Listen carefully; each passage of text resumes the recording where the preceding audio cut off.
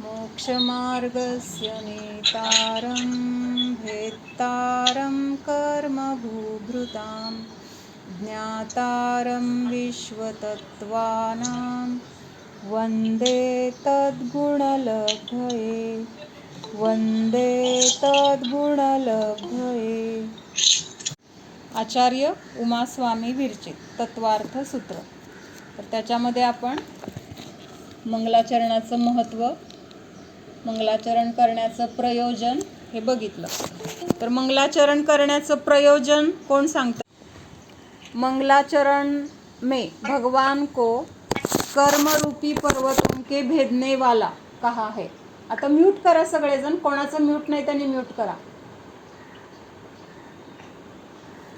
कर्म 2 प्रकार के है.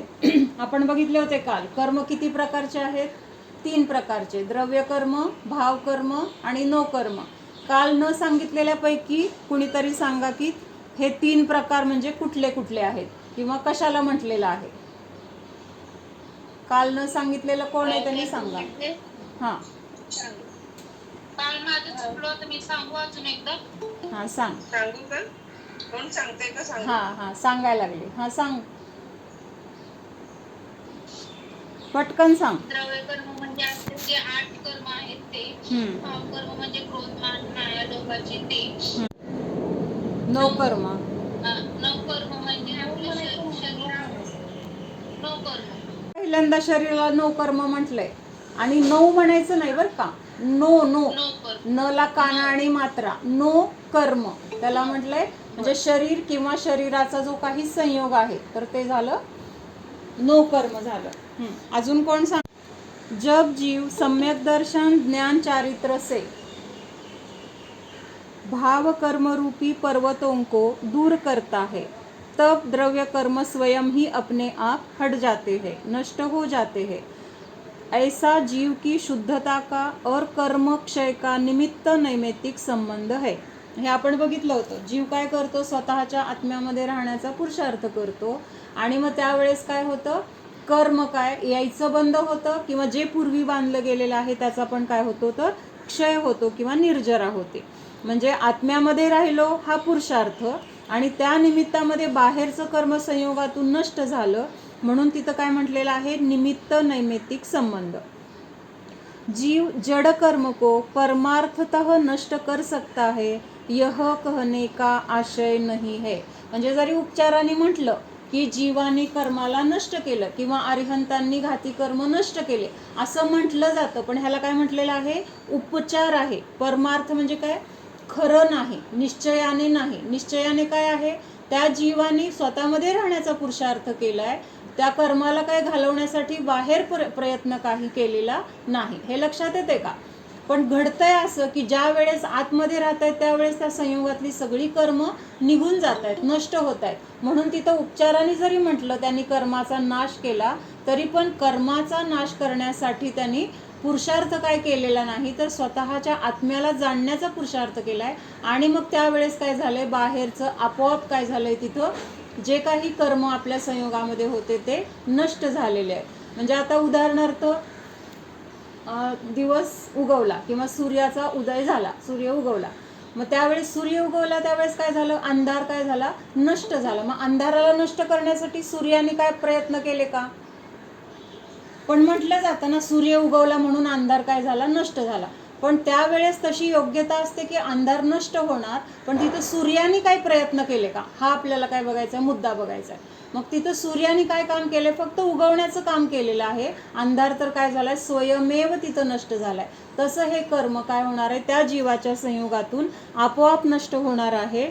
म्हणून इथं म्हटलंय की त्या जड कर्माला जीवानी नष्ट केलं असं सांगायचा आशय नाही. तर तिथं काय आहे? ते निमित्त मात्र झालेलं आहे. त्या कर्माला आपोआप ते कर्म नष्ट झाले आणि कर्माला नष्ट केलं गेलं असं म्हटलं जातं.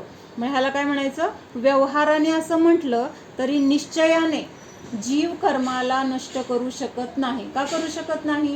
म्हणजे कर्माला नष्ट करू शकत नाही म्हणजे त्याला घालवण्यासाठी युद्ध केलं, त्याला नष्ट करण्यासाठी काहीतरी यंत्रणा केली असं करण्याची तिथं जीवाला गरज पडत नाही किंवा तसं काही करू शकत नाही. असं असतं तर काय झालं असतं, अरिहंतांनी घाती कर्म नष्ट झाले, मग अघाती कर्म पण लगेच नष्ट केले असते. मला काय म्हणायचं लक्षात आहे का इथं, लक्षात येते का इथं ह्यांचं वाक्य काय आहे की जीवाने कर्मांना नष्ट केलं असं सांगण्याचा इथं आशय नाही, म्हणजे त्यांचा तसा भाव नाही. म्हणजेच काय केलंय, कर्म आपोआप नष्ट झाले, पण ते नष्ट होण्यासाठी तिथं दिसतंय काय की त्या जीवाने स्वतःच्या आत्म्यामध्ये राहण्याचा पुरुषार्थ केलेला आहे आणि त्यावेळेस मग तिथं ते कर्म आपोआपच तिथून काय झालेलं आहे, निघून गेलेलं आहे. जर आपण बाहेर आपल्या दारात कोणीतरी आलं आणि त्यांनी दार वाजवलं किंवा दारात वाट बघत उभं राहिले, पण आपण दारच नाही उघडलं, दार नाही उघडलं तर काय होणार, ते वाट बघून बघून काय निघून जाणार. थांबणार का तिथंच, नाही थांबणार. कोण थांबते, आपल्याला जर कोणी आत घ्यायला तयार नाही, कोणी आपल्याला सन्मानाने बोलवायला तयार नाही तर कशाला जायचं, म्हणून ते निघून गेलं. तसं ते कर्म त्या जीवाने काय केलंय, रागद्वेष सोडून दिले आणि स्वतःच्या आत्म्यामध्ये राहण्याचा पुरुषार्थ केलाय. मग ते जे संयोगातले कर्म होते तर ते आपोआप निघून गेले. म्हणजे तिथं त्यांना आमंत्रण द्यायला रागद्वेष नव्हते, म्हणून तिथं ते निमित्त काय झालं त्यांना की ह्यांनी त्यांना कशाय न केल्यामुळे यायचा तिथं मार्गच राहिलेला नाही. म्हणून उपचाराने म्हटलं जातं की जड कर्मांना त्यांनी नष्ट केलं. पण जर जीवानेच त्या कर्माला नष्ट केलं असतं तर घाती कर्म सगळ्यात घातक आहेत, म्हणून त्यांना घाती हे नाव पडले. अघाती कर्म तेवढं घात करणारे नाहीत. मग त्या अघाती कर्मांना नष्ट का नाही करू शकले अरिहंत भगवान, प्रश्न कळतोय का सगळ्यांना. जर अरिहंतांनी कर्माला नष्ट केलं असं म्हटलं तर मग त्यांनी अघाती कर्माला का नाही नष्ट केलं, जास्त हो ना, मग आयु पण कर्मच आहे ना. आता ज्ञानावरण दर्शनावरण ह्या कर्मांना नष्ट केलं असं म्हटलं जातं. मग हे अघाती कर्मामध्ये जे जे काही राहिलेले आहेत, आयु नाम गोत्र वेदनीय, ह्या कर्मांना भगवान का नष्ट करू शकले नाहीत, प्रश्न तर लक्षात आला. आयु कर्म नष्ट होत नाही त्याची वेळ संपल्याशिवाय. हा, म्हणजेच आयु कर्म काय, कुठलेही कर्म जे आहेत तर ते एक स्वतंत्र पुद्गल द्रव्य आहे आणि त्याला नाश करण्याचं म्हणजे त्याची तशी शक्ती आपल्यामध्ये नाही किंवा आपल्याला नाश करण्याची शक्ती त्या पुद्गल कर्मामध्ये पण नाही. म्हणजे तिथं स्वतंत्रता आहे. मग आता आयु कर्माचा घात करू शकत नाहीत किंवा आयु कर्माला नाश करू शकत नाहीत असं म्हटलं, मग ज्ञानावरण दर्शनावरण ह्या कर्मांना नाश करू शकतात का अरिहंत भगवान, हा प्रश्न आहे माझा. आणि आपण तर काय म्हणतो, त्यांनी कर्मरूपी पर्वताला भेदलेला आहे किंवा नष्ट केलेला आहे. मग त्या घाती कर्मांना जर अरिहंत भगवान नष्ट करू शकतात, मग अघाती कर्मांना का नष्ट करू शकत नाहीत. म्हणजेच ह्याचा अर्थ घाती कर्मांना सुद्धा त्यांनी नाश केलेला नाही, तर त्यांनी काय केलेलं आहे, एक स्वतःच्या आत्म्यामध्ये राहण्याचा पुरुषार्थ केलाय आणि त्यावेळेस त्या घाती कर्मांची पण नष्ट होण्याची काय होती, तीच वेळ होती. आणि योगायोगाने मग एकमेकांवरती तर काय येतो आरोप, त्यांनी ह्या घाती कर्मांचा नाश केला असं म्हटलं जातं. म्हणजेच ते कर्म त्याच्या त्याच्या योग्यतेने त्या संयोगातून नष्ट झालेलं आहे. त्याला नष्ट होण्यासाठी तिथं निमित्त काय मिळालं, त्या जीवाने स्वतःमध्ये राहण्याचा पुरुषार्थ केला. आता तर ते स्वतःमध्ये राहत आहेत, पण अघाती कर्म अजून संयोगात आहेत, तर ते तर जास्त घातक नाही आहेत, म्हणजे जीवाच्या गुणांचा घात करत नाही आहेत अघाती कर्म. तरी सुद्धा त्यांचं जोपर्यंत त्यांची स्थिती आहे, म्हणजे जोपर्यंत ते कर्म हळूहळू फळ देऊन संपत नाही तोपर्यंत त्या कर्मांना नष्ट करण्याची शक्ती त्या जीवामध्ये किंवा अरिहंत भगवंतांमध्ये सुद्धा नाही. मग जेव्हा ते कर्म संपत येते किंवा त्यावेळेस शेवटचा सगळ्या कर्मांचा शेवटचा समय आहे, तर त्या समयामध्ये काय होणार आहे, मग तिथं त्यांचं शरीर नष्ट होणार आहे आणि ते सिद्ध अवस्थेला प्राप्त होणार आहेत. म्हणजे उपचाराने म्हटलं जातं की भगवंतांनी कर्माचा नाश केला, पण तिथं पुरुषार्थ नाश करण्यासाठी केलाय का स्वतःला जाणण्यासाठी केलाय हे समजून घेणं गरजेचं आहे. लक्षात येतंय का. पण ते समुद्घात केल्यावरच बाकीचं ती कर्माची स्थिती होते ना, म्हणजे तरी पुरुषार्थ केलाच की.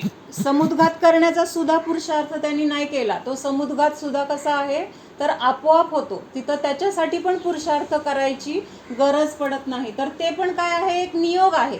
म्हणजे तशी क्रिया त्यावेळेस ऑटोमॅटिक घडून येते. समुद्घात जो होतो ना तो सुद्धा अरिहंत भगवानांनी केला असं नाही. मग त्यांना मग अगोदरच तसं समुद्घात करून सगळ्या कर्मांची स्थिती ते कमी करू शकले असते ना. पण ती समुद्घात होण्याची सुद्धा योग्यता कशी आहे, स्वतंत्र आहे.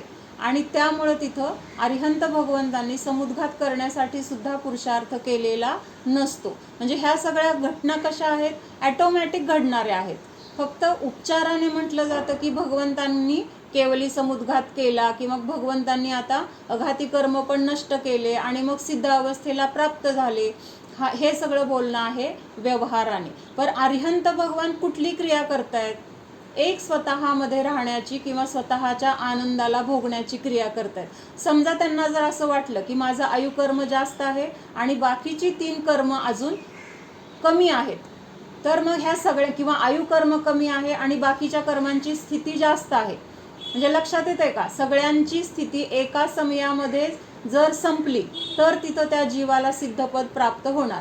पण समजा आयुकर्म कमी आहे, वेदनीय कर्म जास्त आहे, नामकर्म जास्त आहे आणि गोत्रकर्म जास्त आहे, असं जर असेल तर तिथं काय होतं, ॲटोमॅटिक तिथं त्या आत्मप्रदेशांचा लोकाकाशामध्ये फैलाव होतो किंवा ते आत्मप्रदेश पूर्ण लोकाकाशामध्ये पसरले जातात. मग तिथं भगवंतांना जर असं वाटलं की आयुकर्म माझं कमी आहे आणि मला हे सगळ्या कर्मांची स्थिती बरोबर करायचे, तर ह्याच्यामध्ये चूक काय झाली, लक्षात येते का, काय चूक झाली ह्याच्यामध्ये. तर विचार भगवंतांना आला, कुठला विचार, की माझी आयुकर्माची स्थिती तर कमी आहे आणि बाकीच्या कर्मांची स्थिती जास्त आहे आणि मला ती सगळ्यांना समान करायची. असा जर भाव अरिहंत भगवंतांनी केला किंवा त्यांना तो भाव जर आला आणि त्यानुसार त्यांनी जर ते समुद्घात केला असं आपण मानलं, तर त्याच्यामध्ये दोष काय येतो किंवा काय चूक आहे. हां, म्हणजे त्यांना इच्छा झाली ना, लगेच इच्छा झाली की मला कर्म नष्ट करायचे, मग त्यासाठी मला इच्छा झाली पहिल्यांदा कर्म नष्ट करायचे, मग त्यासाठी काय करायला पाहिजे, कर्मांना नष्ट करायचंय. नष्ट करायचा भाव म्हणजे काय झालं, तिथं अशुभ भाव झाला की नाही. म्हणून ह्या सगळ्या क्रिया कशा आहेत, ॲटोमॅटिक आहेत, ते एकच काम करतात. इवन अरिहंत होण्याच्या पूर्वी सुद्धा काय करत होते ते, 8व्या 9व्या 10व्या 11व्या 12व्या गुणस्थानामध्ये सुद्धा त्यांनी बाकीच्या कुठल्या गोष्टींना नष्ट करण्यासाठी प्रयत्न केला नाही, तर एक स्वतःच्या आत्म्यामध्ये राहण्याचा, तिथं स्थिरता प्राप्त करण्याचा, जास्तीत जास्त तिथं परिणामांची दृढता किंवा स्थिरता होण्याचा तिथं त्यांचा प्रयत्न पण नाही आहे, ते सगळं ॲटोमॅटिक आहे. पण एकच त्यांचं काय चालू आहे, जाणणे जाणणे जाणणे रूप क्रिया चालू आहे. आणि ह्या बाहेर ज्या घडामोडी होत आहेत, मग त्या घडामोडींकडे बघून आपण काय करतोय, अरे तिथं केवळ ज्ञान प्राप्त झालं ना, आपल्याला त्यांच्या अंतरंगात काय चाललंय ते दिसतंय का, भगवंतांच्या अंतरंगामध्ये त्यांचे परिणाम काय चाललेत किंवा ते कसं जाणतायत किंवा त्यांची काय दृढता स्थिरता आहे, हे आपल्याला बाहेरून कळत नाही आहे. आपल्याला बाहेरून काय दिसतंय, केवळ ज्ञान प्राप्त झालंय असं दिसते, ते सुद्धा कशावरून, तिथं लगेच गंधकुटी दिसते, समोसरण दिसते आणि त्या बाहेरच्या गोष्टीवरून आपण काय समजतोय की भगवंतांना केवळ ज्ञान झालं म्हणजेच भगवंतांनी घाती कर्माचा नाश केला. ही काय झाली, बोली भाषा झाली. पण प्रत्यक्ष त्यांनी त्या कर्माचा नाश करण्यासाठी स्वतःच्या आत्म्याला सोडून कर्माकडे लक्ष देऊन बसले होते का, लक्षात येते का सगळ्यांच्या. व्हिडिओ ऑन करा की, सगळ्यांना थोडासा अवघड विषय आहे म्हणून मी फक्त मला काय दाखवायची की स्वतंत्रता दाखवायची.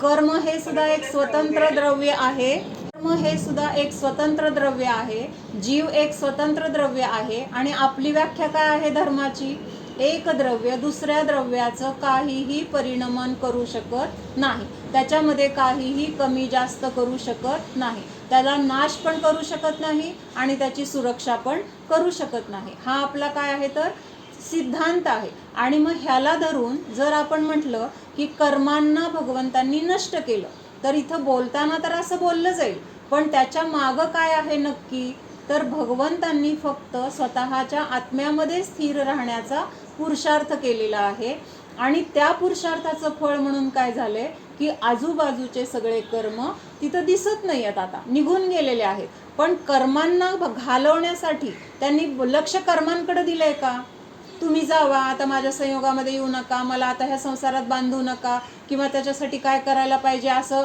विचार करून त्यांनी कर्माला नष्ट केलंय का? काहीच नाही आहे. उलट त्यांनी असा विचार केलाय की काय असेल ते कर्म त्याच्या योग्यतेने उदयाला येईल आणि निघून जाईल. मला तर माझ्या आत्म्याशिवाय दुसऱ्या कोणाची गरज नाही, किंवा दुसऱ्या कोणाकडे लक्ष देण्याची गरज नाही. एक मी माझ्या घरात राहिल्यानंतर आजूबाजूची सगळी संकट काय करणार आहेत, आपोआप निघून जाणार आहेत. ते मला माझ्या घरामध्ये येऊन तर त्रास देऊ शकणार नाहीत. आणि त्यांनी स्वतःच्या आत्म्याचा आश्रय घेतलाय, आणि त्यामुळे तिथं काय झालंय, त्यांच्या संयोगातलं कर्म निघून गेलेलं दिसतंय.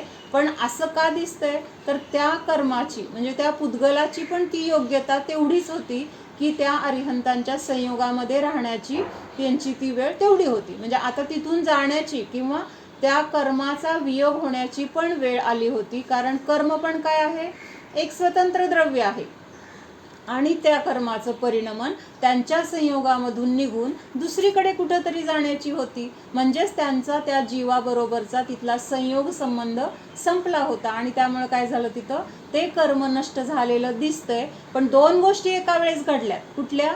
त्यांचा पुरुषार्थ आत्म्यामध्ये राहण्याचा आणि त्याच वेळेस कर्माचं नष्ट होणं. ह्या दोन गोष्टी एकाच वेळेस घडल्यात, एकाच समयात घडल्यात. त्यामुळं आरोप कुणावर येतोय, भगवंतांनी कर्माला नष्ट केलं असं बोललं जातंय किंवा असा आरोप केला जातोय. पण त्यांनी कर्मांना नष्ट करण्यासाठी लढाई केली का? लढलेत का तिथं? काही नाही. त्यांची लढाई नाही आहे. बाहेर सगळ्यांबद्दल समताभाव आहे, आणि एक स्वतःच्या आत्म्याचं तिथं काय आहे, त्यांना चिंतन आहे. आणि त्यामुळे तिथं काय म्हटलेलं आहे, परमार्थतः जड़ कर्मों को जीव ने नष्ट कर दिया, यह कहने का आशय नहीं है. त्या कर्मांची स्थिती जास्त असते, म्हणून मग ते आत्मप्रदेश पसरले जातात, आणि मग तिथं हे कर्म समान होतात. असं आयुकर्म कर्म येणं तर चालूच आहे, पण कर्म आलं तरी तिथं बंध नाही आहे. कर्म आलं तरी ते कर्म कसं होतंय, येतंय त्याच क्षणी नष्ट होऊन जाते. आपण परवा बघितलं होतं, भिंती, कोरडी भिंत आहे आणि त्याच्यावर आपण जर माती टाकली तर ती चिटकते का? तिथं चिटकत नाही. तशीच त्या भिंतीवरून खाली घसरून पडते. मग त्या भिंतीला चिटकण्यासाठी तिथं काहीतरी ओलावा किंवा तिथं पाणी असण्याची गरज आहे, तर ती माती त्या भिंतीला चिटकणार. पण अरिहंतांना काय आहे की तिथं कषाय संपलेले आहेत त्यांचे. इर्यापत आश्रव म्हटलेलं आहे. कारण बंध कशामुळे होतो, कषाय आणि योग ह्या दोन गोष्टी असतील तर तिथं कर्माचा बंध सांगितलाय. योग असल्यामुळं तिथं कर्माचा आश्रव तर होतोय, म्हणजे कर्म तर येत आहेत, पण कषाय नसल्यामुळं ते कर्म त्या जीवाबरोबर बांधले जात नाहीत. तर काय होतंय, येत आहेत आणि त्यांना कुणी तिथं बांधलं नाही, त्यामुळे ते काय होतंय, त्याच क्षणी निघून जात आहेत. माती टाकली भिंतीवर आणि त्या क्षणी तिथं चिकटपणा नसल्यामुळे ती खाली पडून गेली आणि भिंतीला चिटकली नाही. त्यामुळे ते आलेले कर्म भगवंतांच्या प्रदेशामध्ये चिटकून राहत नाहीत किंवा त्यांचा बंध होत नाही, लगेच निघून जातात. आणि अशा आश्रवाला काय म्हटलेलं आहे, इर्यापथ आश्रव. येतात आणि लगेच निघून जातात. आणि आपल्याला जे कर्म बांधलं जातंय, प्रतिसमयाला कर्म येत आहेत, बांधलं जातंय, बंद होतोय, तर ह्याला कुठले आश्रव म्हणायचं? मग सांप्रदायिक आश्रव म्हणायचं. कारण इथं बांधलं जाते, चिकटपणा आहे ना इथं.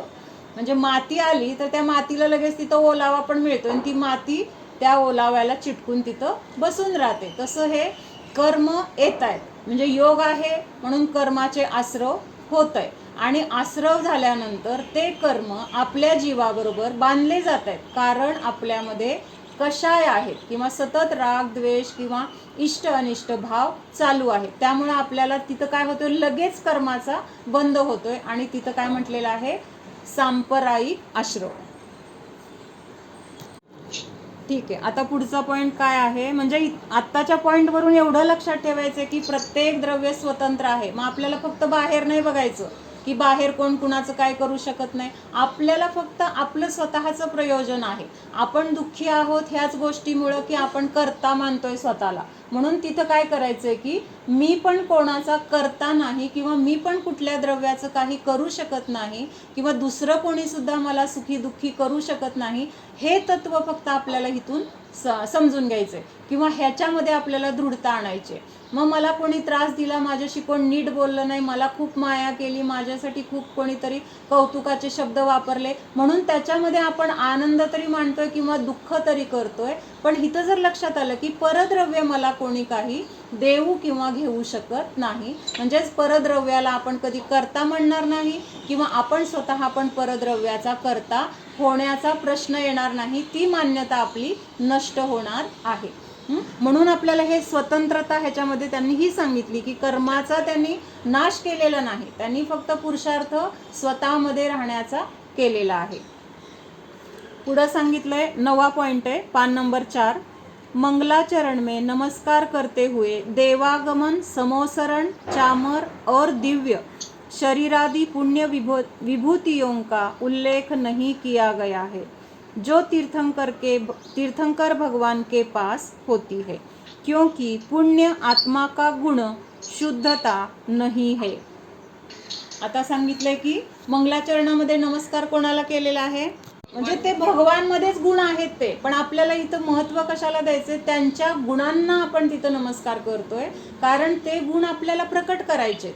मग व्यक्ती अनेक असतील, पण त्यांनी प्रकट काय केलंय ते सगळीकडे काय आहे, समान आहे. म्हणजे प्रत्येकाने अनंत ज्ञान, अनंत दर्शन, अनंत सुख हे प्रकट केलेलं आहे. आणि म्हणून तिथं ह्यांची वीतराग, सर्वज्ञता, हितोपदेशीपणा हे काय आहे, आपल्याला आपलं उद्दिष्ट आहे किंवा आपलं ध्येय आहे, आणि त्यामुळं आपण त्या गुणांना नमस्कार करतोय. म्हणून तिथं काय म्हटलंय, चौथी ओळ काय आहे मंगलाचरणाची, वंदे तद्गुण लब्धये. म्हणजे बाकी आम्हाला तीर्थंकर पद पाहिजे, आम्हाला पण समोसरण पाहिजे, अशी तिथं इच्छा केली नाही आहे. इच्छा काय आहे तिथं आपली, की मला सुद्धा तुमच्यासारख्या गुणांची प्राप्ती व्हावी. म्हणजेच आपण तिथं कुणाला नमस्कार केलाय, भगवंतांच्या गुणांना. म्यूट करा, कोणाचं म्यूट नाही आहे का की भगवंतांसारखं मला पण सगळ्यांनी नमस्कार करावा किंवा मला पण असं सगळं समोसरण वगैरे विभूती मिळावी, असे भाव नाही आहेत. तर तिथं भगवंतांना जे गुण प्राप्त झालेले आहेत तसे गुण मला पण प्राप्त करायचे. म्हणून इथं सांगितले की मंगलाचरण में नमस्कार करते हुए देवागमन. देवागमन म्हणजे काय, समोसरणामध्ये सगळे स्वर्गातले देव येतात, आगमन करतात किंवा ते विमानं वगैरे सगळे त्यांच्या वैभवासहित तिथं येतात, समोसरणाची रचना करतात. सगळं उत्कृष्ट जे आहे, समोसरणाला काय म्हटलंय, ह्या 3 लोकांमधली सर्वोत्कृष्ट रचना कुठली असेल किंवा सर्वोत्कृष्ट पदार्थ किंवा जे काही तिथं द्रव्य वापरलं असेल तर ते 3 लोकांमधलं सर्वात श्रेष्ठ द्रव्य किंवा सर्वात उत्कृष्ट सगळं तिथं काय आहे, वापरून उत्कृष्ट प्रकारची रचना तिथं दिसते. मग हे समोसरण आहे, तुमच्याकडं देवदर्शनाला येतात किंवा सगळं चामर आदी ते काय आहेत, सगळे त्यांचे 8 प्रकारचे प्रातिहार्य. तर ह्या सगळ्या प्रातिहार्याने तुम्ही सहित आहात. किंवा तुमचं शरीर कसं आहे, भगवंतांचं शरीर कसं आहे, परमौदारिक. परमौदारिक शरीर म्हणजे त्याच्यामध्ये काय आहे,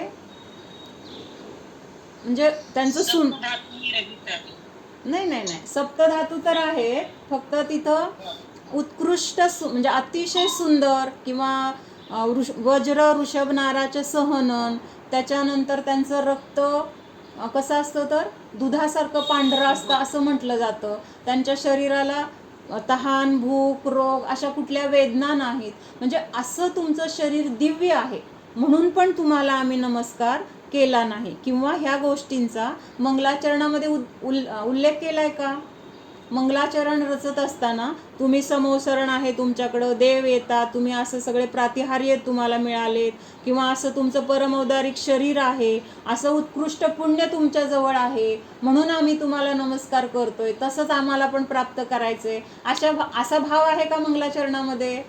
नाही आहे. तिथं काय भाव आहे की आम्हाला पण तुमच्यासारखे गुण प्राप्त करायचे. हे बाहेरचं तर काय असलं तरी काय फरक पडत नाही, नसलं तरी काय फरक पडत नाही, कारण माझं सुख बाहेर नाहीच आहे. माझं सुख कुठं आहे, माझ्या स्वतःमध्ये आहे. म्हणून तिथं सांगितलं की मंगलाचरणामध्ये ह्या गोष्टींचा उल्लेख केलेला नाही. जो तीर्थंकर भगवान के पास होती है. क्योंकि पुण्य आत्मा का गुण शुद्धता नहीं है.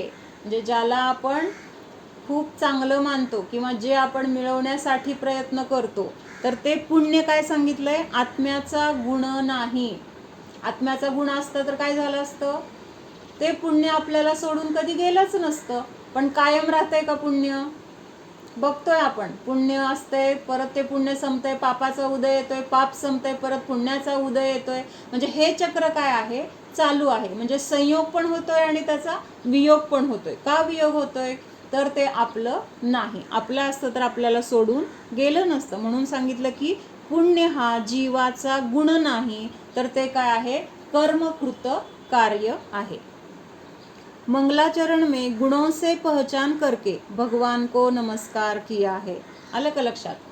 म्हणजे ह्या बाहेरच्या गोष्टींना, त्या गोष्टी त्यांच्यासाठी काय आहेत, त्यांच्यासाठी पण तुच्छ आहेत आणि आपण पण त्याची इच्छा करणं म्हणजे व्यर्थ आहे. तर आपल्याला महत्त्वाचं काय आहे की जे भगवंतांनी गुण प्राप्त केलेले आहेत, प्राप्त म्हणजे बाहेरून नाही, त्यांच्या स्वतःमध्येच होते, फक्त ते कसे होते, सुप्त अवस्थेमध्ये होते किंवा झाकलेले होते, त्याच्यावर आवरण होतं कर्मांचं. आणि त्या गुणांना काय केलंय, त्यांनी आवरणरहित केलेलं आहे. म्हणजेच काय आहे, तर पर्यायामध्ये त्या गुणांना प्रकट केलेलं आहे. आणि म्हणून तुम्हाला भगवंतांना आम्ही नमस्कार करतो असं म्हटलेलं आहे. म्हणून मंगलाचरणामध्ये कुणाला नमस्कार केलाय म्हटलं तर तत्वार्थ सूत्रामध्ये भगवंतांच्या गुणांना नमस्कार केलाय. हां, आता हे गुण आढळतात कुठं, भगवंतांना सोडून वेगळे तर आढळत नाहीत, भगवंतांमध्येच आढळतात. म्हणून उपचाराने भगवंतांना नमस्कार आहे, बरोबर आहे. पण अगदी बघायचं गेलं सूक्ष्मतेने, तर तिथं गुणांना नमस्कार केलाय की जे गुण भगवंतांनी प्रकट केलेले आहेत. आणि आमचं ध्येय काय आहे, तर अशा गुणांना प्रकट करणं हे आमचं ध्येय आहे. गुणों से पहचान करके भगवान को नमस्कार किया है, अर्थात समस्त विश्व के समस्त तत्वों के ज्ञाता, मोक्ष मार्ग के नेता, और उन्होंने सर्व विकारों का, दोषों का नाश किया है. इस प्रकार भगवान के गुणों का स्वरूप बतलाकर गुणों को पहचान करके उनकी स्तुति की है, वैसे निश्चय से अपनी आत्मा की स्तुति की है. मग काय सांगितलंय, भगवानांना असं म्हटलंय की ते सगळ्या विश्वाला जाणतायत किंवा ते मोक्षमार्गाचे नेता आहेत आणि ते सर्व दोषांचा त्यांनी नाश केलाय, घाती कर्मांचा नाश केलाय. हे सगळं जरी म्हणत असलो आणि भगवंतांची स्तुती जरी करत असलो, तरी निश्चयाने ही स्तुती माझी स्वतःची पण आहे असं तिथं म्हटलेलं आहे. निश्चय से अपनी आत्मा की ही स्तुती की है. कसं काय आपल्या आत्म्याची स्तुती, कारण भगवंतांना आपण ह्या गुणांनी सहित बघतोय, जाणतोय, त्याच्याबद्दल आपल्याला बहुमान आहे, श्रद्धान आहे. आणि त्याबरोबर आणखीन एक श्रद्धान आहे की असेच गुण माझ्यामध्ये पण आहेत. फरक काय आहे, त्यांनी ते व्यक्त केलेले आहेत आणि आपण काय अजून व्यक्त केलेले नाही. फरक एवढाच आहे.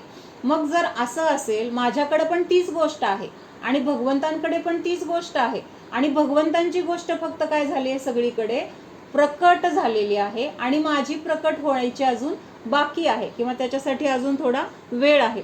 मग जर भगवंतांची स्तुती केली तर तेच शब्द, तेच वर्णन, तेच स्तुती माझ्यासाठी पण होऊ शकते की नाही. म्हणजे तेच आहे ना, माझ्याकडे पण वेगळं नाही आहे, फक्त आता प्रकट करायचंय. म्हणजे इथं काय केलंय, समानता दाखवली आहे. म्हणजे तिथं भगवान आणि आपण एकाच समान पातळीवर आहोत हे दाखवून त्यांची स्तुती तीच माझी स्तुती. पण ही केव्हा म्हटली जाईल, तेवढं श्रद्धा, तेवढा विश्वास भगवंतांच्या गुणांबद्दल आहे, तसाच स्वतःच्या बद्दल पण असणं किंवा तसा विश्वास उत्पन्न होणं, श्रद्धान होणं हे महत्त्वाचं आहे. तर मग ती काय झाली, आपली पण स्तुती झाली.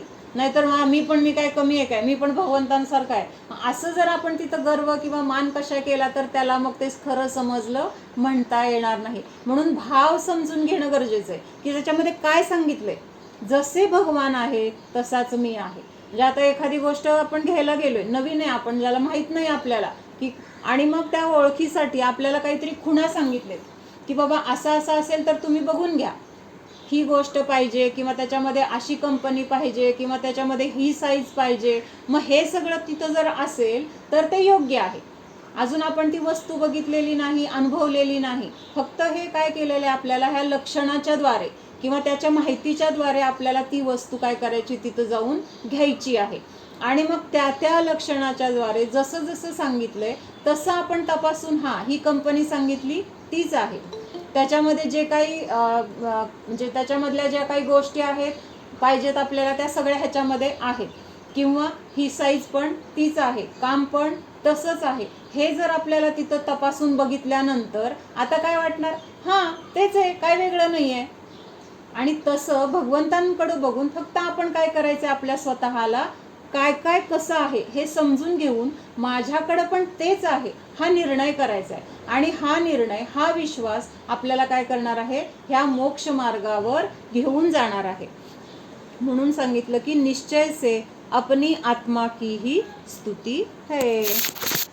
तर हे थोडं मंगलाचरणाबद्दलचं झालं. आता आपण गेलेला आहे किंवा ह्याचा उल्लेख आणखीन कुठं येतो, बरोबर महावीरांची दिव्यध्वनी खिरत नव्हती. का खिरत नव्हती, तर तिथं गणधरांचा अभाव होता. मग गणधरांना घेऊन येण्यासाठी काहीतरी युक्ती म्हणून इंद्राने काय केलं, हा श्लोक त्या इंद्रभूती ब्राह्मणाकडे जाऊन तिथं ह्याचा अर्थ सांगा असं तिथं विचारलं. तर कुठला श्लोक होता तो, तर हाच श्लोक होता असं म्हटलं जातं. आता ह्या श्लोकाचा आपण अर्थ बघूया.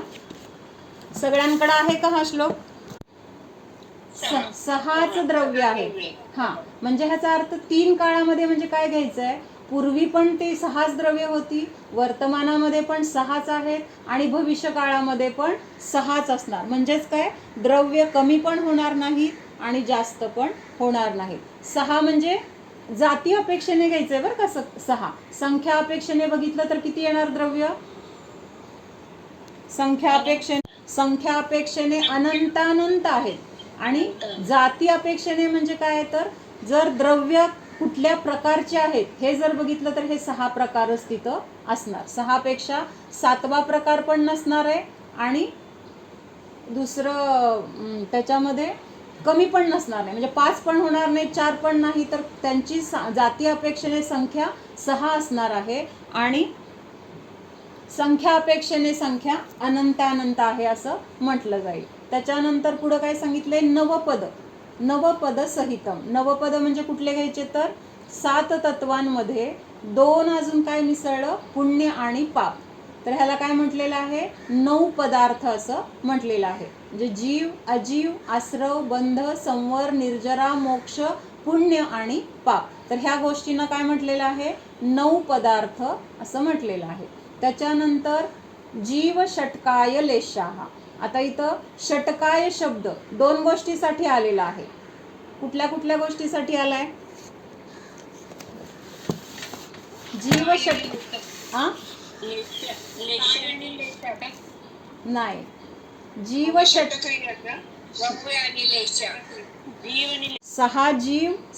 जीव म्हणजे कसं, जीवाचे 6 प्रकार घेतले आणि लेशा पण 6च प्रकारचे.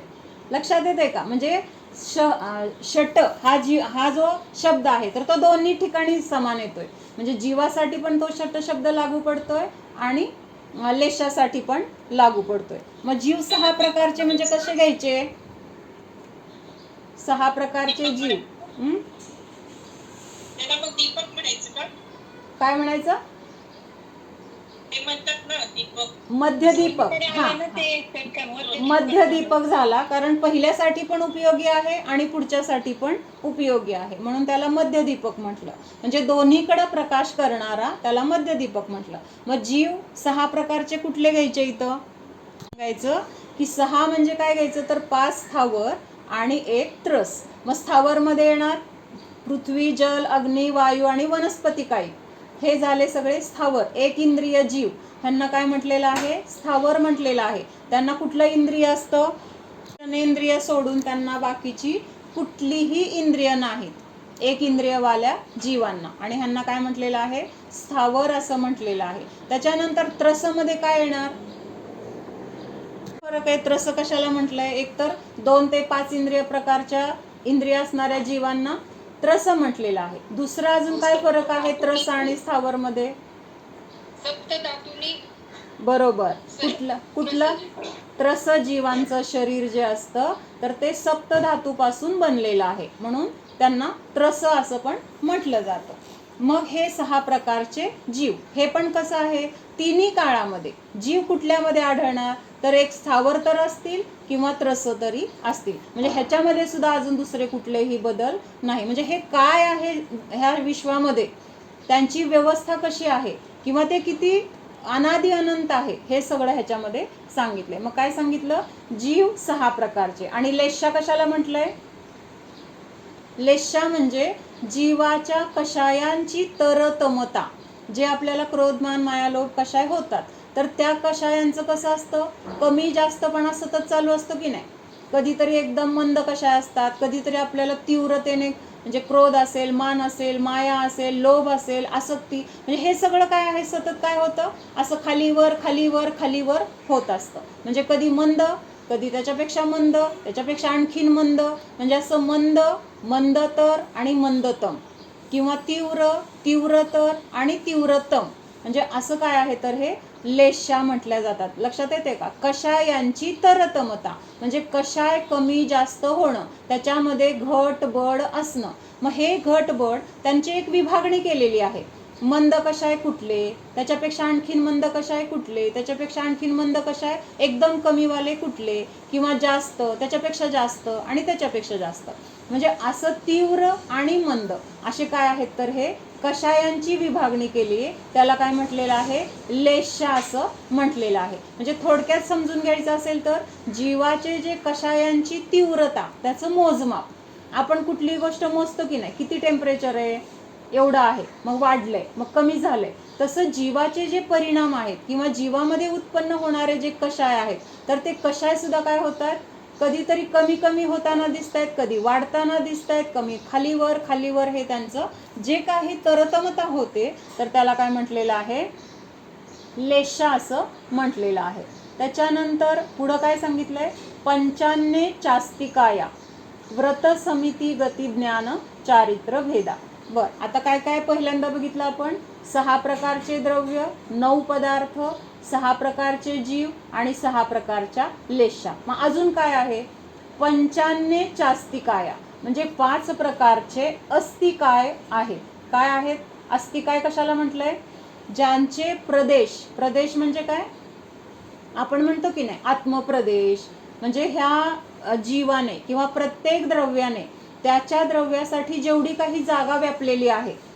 समजा आता आपण एकाशी वस्तू आहे, तर आता ही वस्तू आहे, आपण असं हे ठेवलं, तर ह्यांनी जेवढी जागा व्यापली आहे, तर त्याला काय म्हणायचं, तेवढे प्रदेश त्यांनी व्यापलेत असं म्हटलं जातं.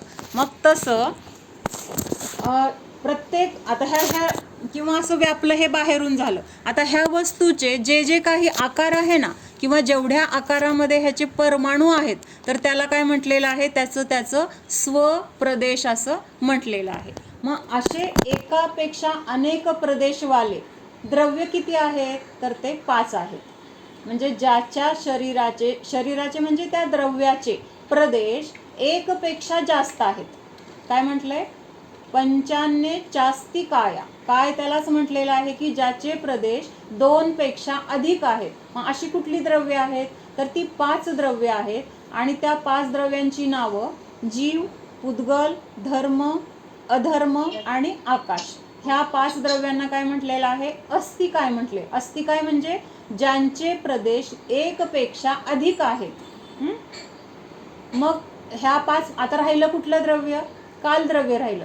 मग कालद्रव्याला अस्तिकाय म्हटलंय का, नाही म्हटलं. का नाही म्हटलं, तर कालद्रव्य एक प्रदेशी आहे. म्हणजे ह्या आकाशाच्या किंवा लोकाकाशाच्या एकाच प्रदेशावर बसेल एवढं सूक्ष्म काय आहे, हे कालद्रव्य आहे. म्हणून त्या कालद्रव्याला काय म्हटलेलं आहे, अप्रदेशी किंवा एक प्रदेशी. अप्रदेशी का म्हटलेलं आहे, फक्त एक प्रदेश त्यांनी व्यापलेला आहे आकाशाचा, म्हणून त्याला अप्रदेशी म्हटलं जातं. मग ह्या कालद्रव्याला वेगळं सोडून बाकीची 5 द्रव्ये समान आहेत एका अपेक्षेने. कुठल्या अपेक्षेने, त्यांचे प्रदेश बहु आहेत किंवा अनेक आहेत, म्हणून त्यांना कायवान असं म्हटलेलं आहे.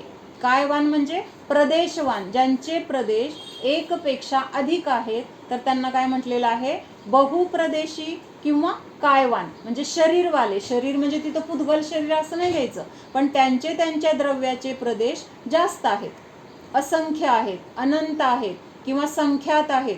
मग त्यामुळे तिथं काय म्हटलेलं आहे, त्यांना बहुप्रदेशी असं म्हटलेलं आहे. मग असं हे बहुप्रदेशी कोण आहे, तर कालद्रव्य सोडून बाकीची 5 द्रव्य काय आहेत, तर बहुप्रदेशी म्हणून म्हटलंय की अस्ति काय म्हणजे ज्यांचे प्रदेश जास्त आहेत. अस्ति म्हणजे असणे, काय म्हणजे काय, त्यांचे प्रदेश. तर ज्यांचे प्रदेश जास्त आहेत अशी 5 द्रव्य आहेत. त्याच्यानंतर काय सांगितलंय, व्रत समिती गती ज्ञान चारित्र भेदाहा, म्हणजे ह्या सगळ्या गोष्टी तिन्ही काळामध्ये कायम आहेत, समान आहेत, ह्याच्यामध्ये कमी जास्त बदल काहीही होत नाही. मग काय सांगितलंय आता पुढचं, की व्रतमध्ये काय येणार, विचार करून सांगा, व्रतमध्ये काय येणार. व्रताचे 2 प्रकार झाले, एक अणुव्रत आणि एक महाव्रत. म्हणजे व्रत जर म्हणलं तर हे दोन्ही पण येणार, फक्त देशव्रतच येणार नाही. इथं कुठं श्रावकाचं असं म्हटलेलं नाही. तर व्रत एकूण कुठले कुठले आहेत, तर एक अणुव्रत आणि महाव्रत असे 2 प्रकारचे व्रत आहेत. मग त्याच्यामध्ये 12 प्रकारचे तप येतील किंवा ते अजून वेगवेगळे अजून काय काय नियम संयम त्यांचे षटक्रिया वगैरे सगळं येणार ह्याच्यामध्ये. पण मुख्यतेने जर बघितलं तर काय आहे, व्रतमध्ये जर त्याचे 2 भेद होणार, एक तर अणुव्रत जे श्रावकासाठी आहे आणि दुसरं कुठलं, महाव्रत जे मुनींचं आहे. म्हणजे जिथं अंशाने पापांचा त्याग केलाय त्याला अणुव्रत म्हटलं, जिथं पापांचा पूर्णपणे त्याग केलेला आहे तिथं महाव्रत असं म्हटलेलं आहे. म्हणून मग व्रत किती प्रकारचे झाले, 2 मुख्यतेने, एक देशव्रत किंवा दुसरा अणुव्रत आणि महाव्रत. त्याच्यानंतर समिती किती आहेत, 5 प्रकारच्या. कुठल्या समिती आहेत, इर्या भाषा एषणा आदान निक्षेपण आणि व्युत्सर्ग समिती. ह्या 5 समितींच्या द्वारे काय होतं, तर जीवाच्या रक्षेचा काय आहे, हा उपाय आहे किंवा तिथं जीवाच्या दयेचा विचार करून आपलं आचरण अशा पद्धतीने ठेवलं जातं, त्याला तिथं काय म्हटलंय, समिती म्हटलेलं आहे. मग ह्या समितींचं पालन वगैरे सुद्धा काय आहे, तर एक धर्माचं अंग आहे किंवा त्याद्वारे मुख्यतः कशाची आहे, तर सर्व जीवांची म्हणजे तिथं दया पालन व्हावं किंवा त्यांची हिंसा विराधना होऊ नये, हे सगळं ह्याच्यातून साध्य केलं जातं. त्याच्यानंतर पुढं काय सांगितलंय, गती किती आहेत आणि कुठल्या आहेत, निधी सांग, निधी आहे का गेली, जरा नवीन लोकांना चान्स द्या जरा. देव मनुष्य तिर्यंच आणि नरक ह्या 4 गती आहेत.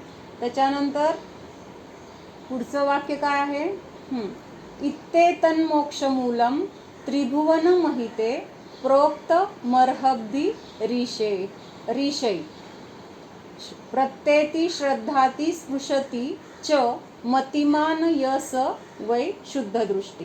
मग काय सांगितलंय, की हे जे सगळं आहे हे सगळं समजून घेणं हे काय आहे, तर तत्वज्ञान आहे किंवा ह्याच्याद्वारे आपल्याला जीव कुठं आहेत, कसे आहेत, त्यांची परिणाम कसे आहेत, कशा आहे किंवा ते स्वर्ग नरक वगैरे वगैरे सगळं किंवा व्रत कसं पालन करायचं, व्रताचे प्रकार कुठले, म्हणजे हे सगळं इथं आपल्याला जेव्हा समजून घेतलं जाणार, तर हे तत्वज्ञानच काय आहे, तर मोक्षाचं मूळ आहे किंवा ह्याच्याद्वारेच आपल्याला मोक्षाची प्राप्ती होणार आहे. 3 लोकांमध्ये जे कोण आहेत सर्वश्रेष्ठ, कोण आहेत सर्वश्रेष्ठ, ज्ञान आणि 5 चारित्र राहिले का सांगायचे, का सांगितले मी 12 गेल्यावर आता. एक मिनिट, हा राहिले नाही सांगितलंच नाही मी, म्हटलं ओळ संपली असं वाटलं मला. हा बरोबर आहे, हे पुढच्या वेळी आपण उद्याच बघू, हे 3 प्रकार तेवढे आत्ता बघूया. हा गती 4 झाल्या. त्याच्यानंतर ज्ञान किती आहेत आणि कुठल्या प्रकारचे आहेत, नवीन सांगा कोणीतरी, कौतुक आहे का,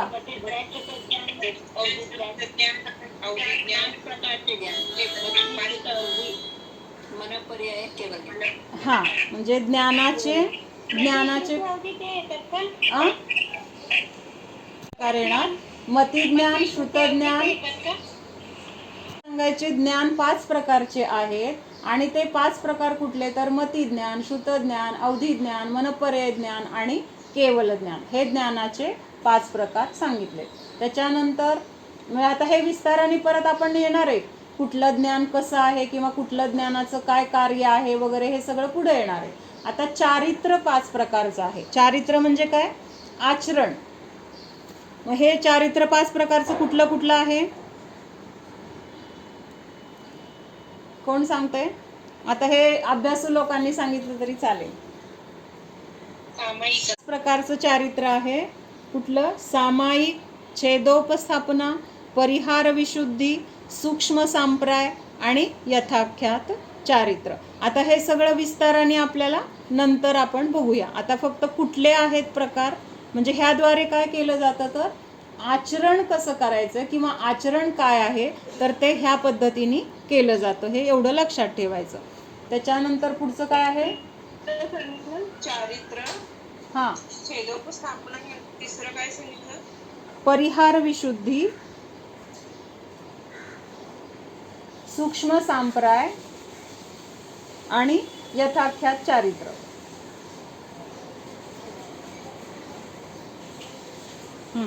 म्हणजे असं हे सगळ्याचे काय झाले भेद आहेत. म्हणजे कुठलं काय काय प्रकारचं आहे तर हे ह्याच्यामध्ये सांगितलेलं आहे.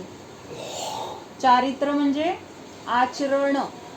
आचरण म्हणजे बाहेरच्या क्रियाच फक्त घ्यायचे नाहीत तर स्वतःमध्ये राहणं हे सगळ्यात उत्कृष्ट चारित्र्य म्हटलंय. म्हणजे बाहेरचा सगळा संयोग किंवा त्याच्याबद्दलचे विकल्प किंवा त्याच्याबद्दलचं मोह ममता हे सगळं माझं नाही हे समजून घेऊन स्वतःमध्ये राहणं तर हे काय आहे तर उत्कृष्ट चारित्र्य म्हटलेलं आहे. मग त्याचे हे सगळे प्रकार आहेत तर ते नंतर आपण बघणार आहोत. ओम सावधान जाणा, हा मी शुद्ध जीव आहे, जाणणारा आहे, मात्र जाणत आहे. जाणणे सोडून मी अन्य काहीही करणारा नाहीच.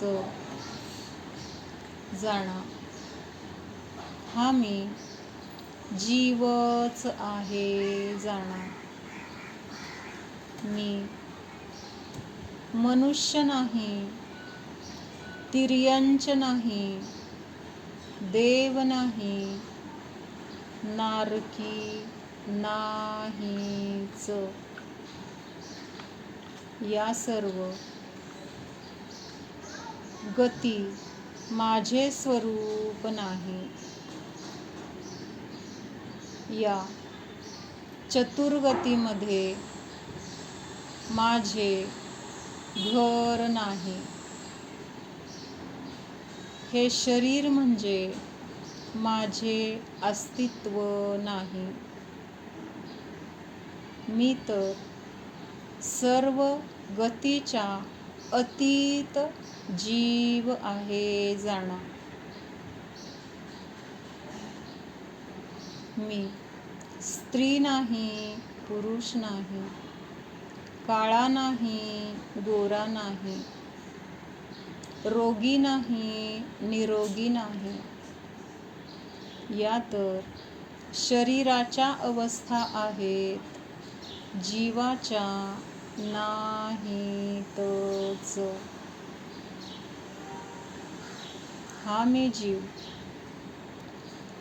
शरीरात असलो तरी शरीरापासून भिन्नच आहे. जाणा, मी माझ्या असंख्यात प्रदेशी घरामध्ये राहणारा आहे. जाणत आहोत, जाणणाऱ्यालाच जाणत आहोत.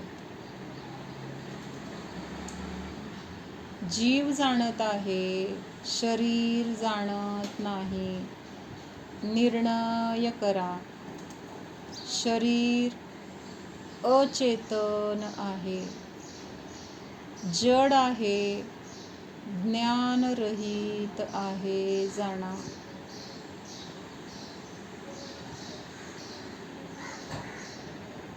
मी तर चैतन्य स्वरूपी आहे.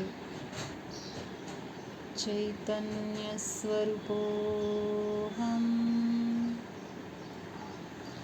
परमपवित्रस्वरूपो